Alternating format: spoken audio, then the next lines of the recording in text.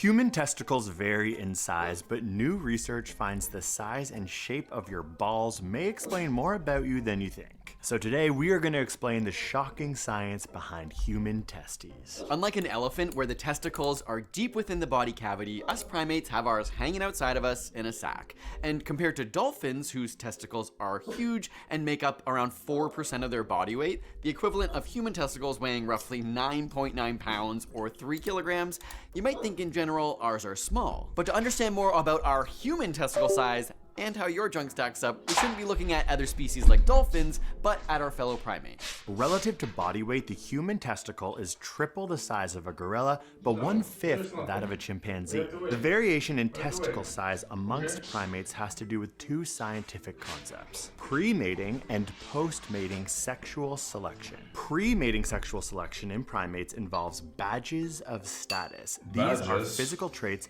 that signal social dominance and the potential for male reproductive success. Essentially, badges of status are physical appearances that help male primates get laid. Examples include the larger noses of the proboscis monkeys. The larger the nose, the more likely to get laid. Other examples include the redder the patch of the Galetes, or the larger the cheek flanges of orangutans. Some studies indicate that the thickness of beards in Homo sapiens could be a pre-mating badge of status. This is my badge of status, y'all. Is it working?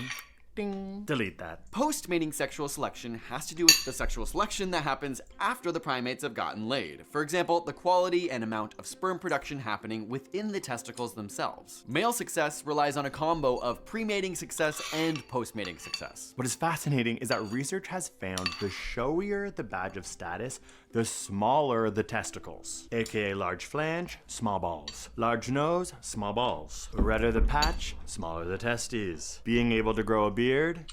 Hey. This led researchers to do more studies, including one on howler monkeys. And again, it was found howler monkeys with the most developed thyroid and larynx, aka the ones who could broadcast the loudest low formant frequency vocalizations used to attract mates, had the smallest balls. And even study on human male testicles found correlations to voice pitch. Men with lower, more attractive sounding voices tended to have lower sperm counts. So what is happening here? It's most likely due to the evolutionary trade-offs between pre-mating and post-mating sexual selection, aka the energy needed to maintain these physical badges of status versus the energy needed to maintain testes mass. It's been found that the larger the testicles, the more sperm produced. And this has been well established in human males too. Men with larger testicles generally produce more sperm. And that's likely due to the simple fact that larger testicles contain more seminiferous tubules, which is the sperm producing tissue. In the animal kingdom, the males that invest increased energy into badges of status have more access to females,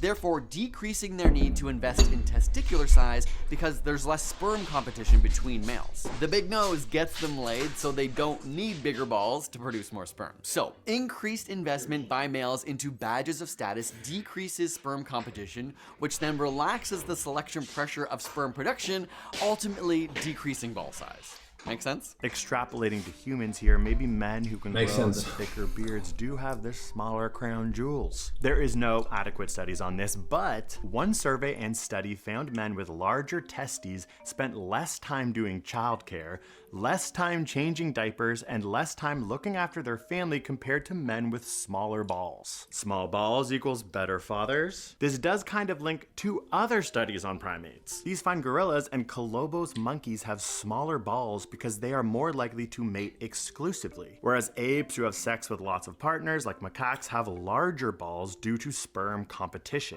Maybe the men with big balls are bad dads because they're less likely to want to be monogamous and are therefore less caring towards their families. 'Tis an extrapolation.